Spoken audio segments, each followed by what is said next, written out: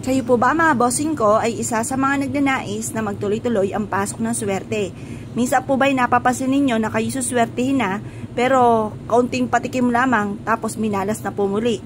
Para tuloy-tuloy ang pasok ng swerte, meron ako ituturo sa inyo po mga bossing.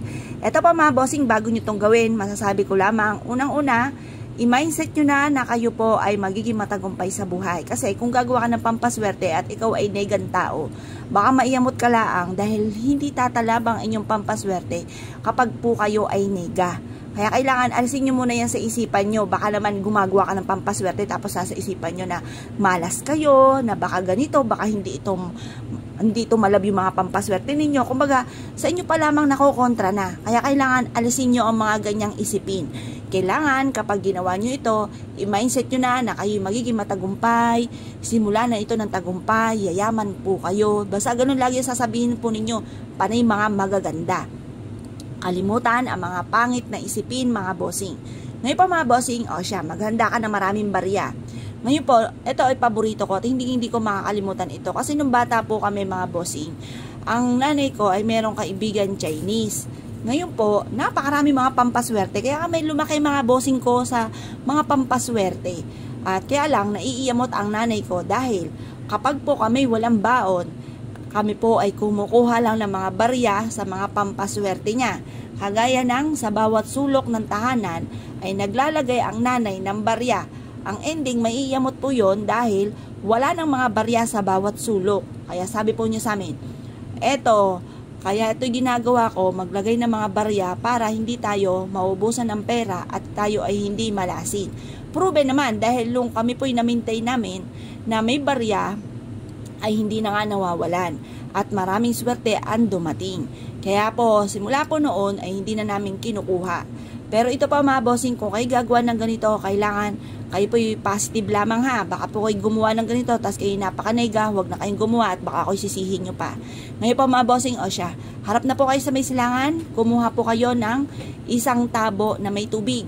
Pagkatapos, hugasan nyo itong magaling mga bossing, hugasang mabuti. Pagkatapos yung hugasan, patuyuin sa sinag ng araw. Pag ito'y natuyo na, huwag niyong pupunasan, hayaan yung manuot, yung tubig at saka yung barya mga bossing.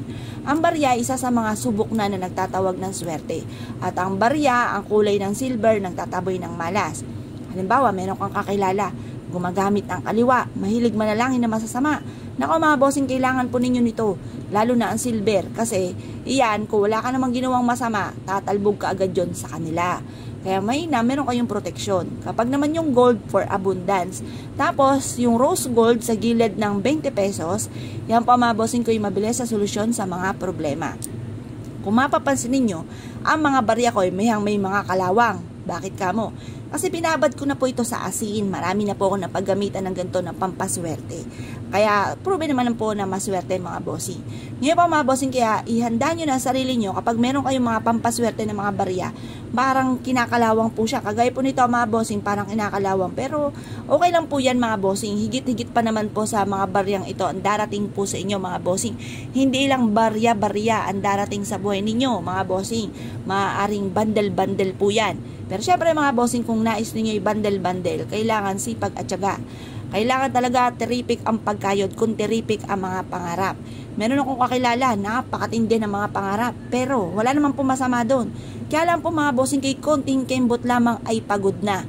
Hindi nagtsatsaga, hindi po siya matyaga. Kaya lagi niyo po tatandaan, kung terrific ang pangarap, terrific din po ang pagkayod mga bossing. Ngayon pa mga bossing, kapag po ito'y naibilad nyo na sa sinag ng araw, natuyo na siya. Habang ito'y binibilad ninyo, paulit-ulit yung wini-wish na ito na ang simula ng tagumpay ko sa aking buhay. Kailanman na hindi na ako mamumblema sa pera at lahat ng mga pangarap ko ay matutupad. Magkakaroon ako araw-araw ng malaking benta. I-wish na po ang direct to the point na pag-wish. Walang gamit na sana, direct to the point mga bossing. Tapos, sabihin nyo po, magkakaroon ako ng malaking bahay. Magkakaroon ako ng magagarang sasakyan, magkakaroon ako ng mga bagay na matagal ko na pinapangarap. At pagkatapos nito ng alas 8 ng umaga ng pagbibilad, ilagay sa bawat corner ng inyong tahanan. Proven po ito na maswerte. Meron nga rin po akong pinupuntahan na paborito kong coffee shop mga bossing. Ito po, nag-aalay pa po siya ng alak, tinapay, tsokolate sa gilid ng kanyang negosyo. Yan, proven din po yun, maswerte rin po yun, mag-alay din po kayo. Yan po, ang ibig sabihin po niya, kasaganahan ang dulot mga bossing. Kasi kapag ka nasisimutan, ibig sabihin, hikahos, walang pera. Pero kung pakalat-kalat lang yung wealth, maging sa usapin ng pagkain, ibig sabihin yan, masaganang pamumuhay.